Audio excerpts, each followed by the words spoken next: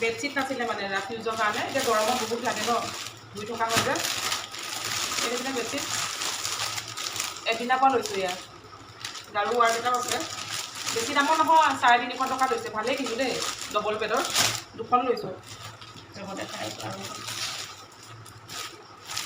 এইখন নিচিনা ছোৱালীয়ে পচন্দ কৰিছে। এইডোখন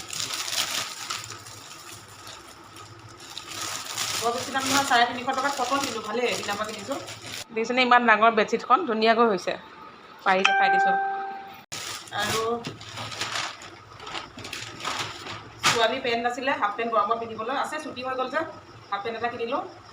আৰু তাই চেমিজ কিনিলোঁ, সেয়াই আৰু। মোৰ বস্তু এটা কিনিছোঁ, মোলৈ এইটো দেখিছেনে, কি বাৰু চিনি পাইছেনে? মুলতানী মিটি দেখিছেনে, স্কিনৰ অৱস্থা নোহোৱা গৈছে গৰমত। এনেই কলি আৰু কলি হৈ গ'লোঁ। সেইকাৰণে ভাবিছোঁ এইটোকে অকণমান লগাওঁ, অকণমান কেয়াৰ লওঁ। আপোনালোকে লগাই নে বাৰু মুলতানী মিটিটো?